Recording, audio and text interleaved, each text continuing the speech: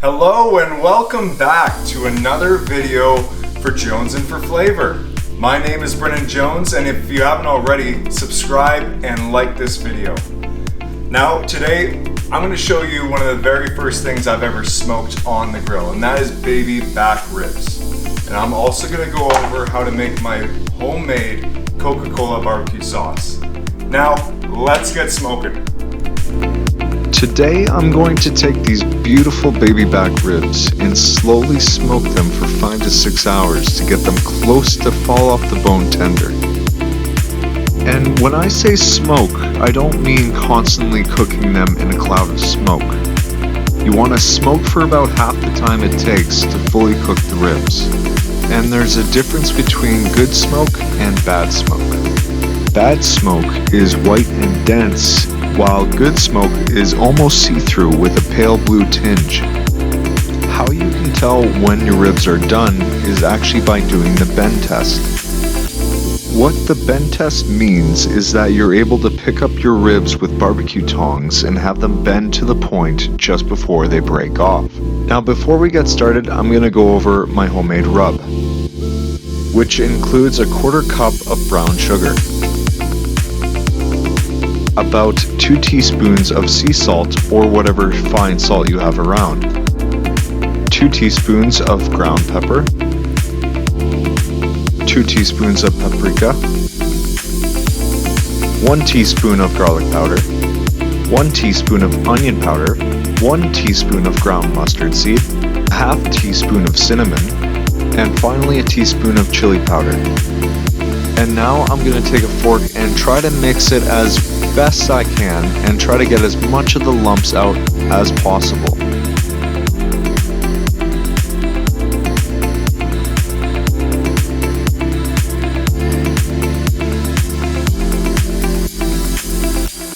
I'm sure you can do better than me, but this is good enough. So let's get started on the ribs.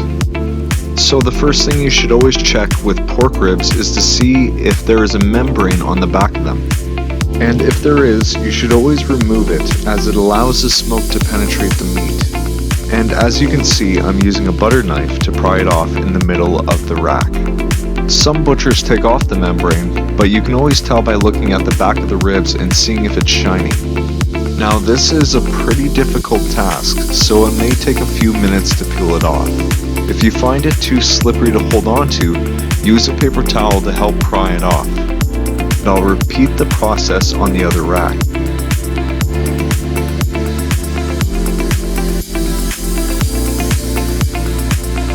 And now it's time to put on some rub.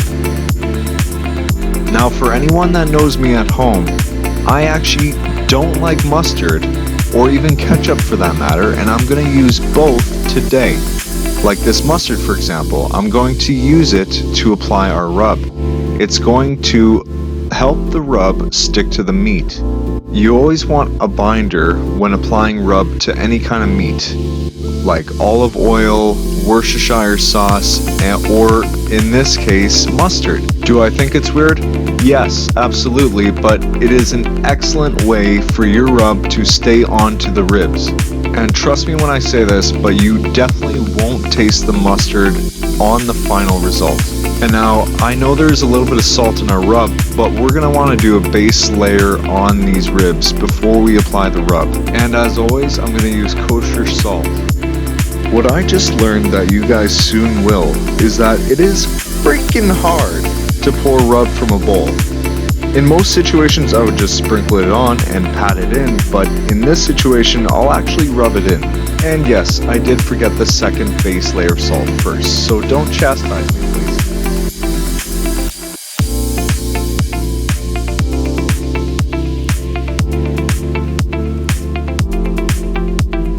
And of course, as always, remember to do both sides.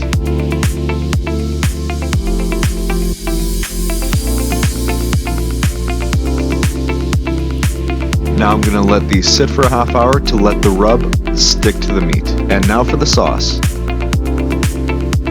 And first we need 1 cup of Coca-Cola to simmer on medium-low heat. And here it is, my favorite, 1 cup of ketchup, 1 tablespoon of paprika, half tablespoon of garlic powder, half tablespoon of onion powder, a tablespoon of honey, 2 tablespoons of apple cider vinegar, 1 tablespoon of your favorite hot sauce, a 1/4 cup of brown sugar, and hopefully you use less effort than I did. And finally, salt and pepper to taste, and now we're going to let this simmer for about a half hour.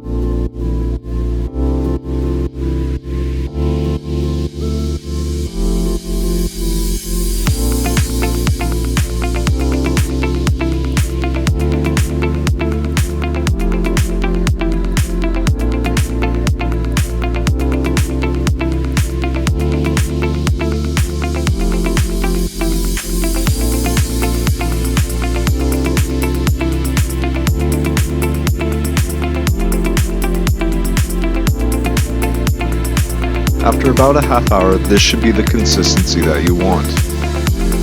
It may look a little light right now, but when it cools down, it's going to thicken. And now I'm going to set this off to the side, and we're going to go check back up on our ribs. As you can see, the rub is now stuck on, and now it's time to set up our smoker.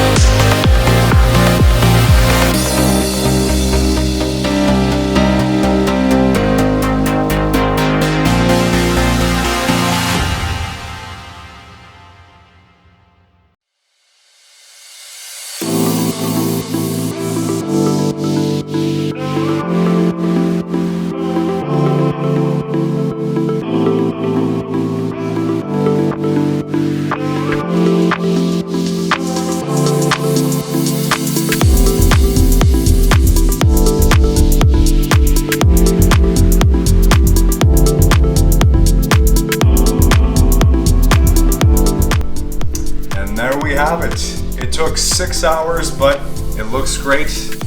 I'm not one to compliment a nice rack, but that's a nice rack. Now, time for the taste test.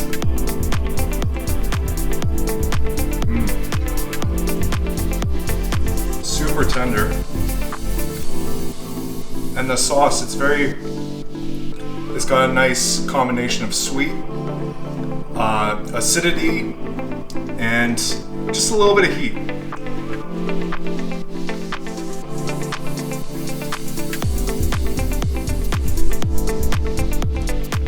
Basically, fall off the bone. It's just got a little bit of bite to it, and that's all you need. If you like what I do here, please subscribe, like this video, and leave a comment down below of any future suggestions you have for this channel.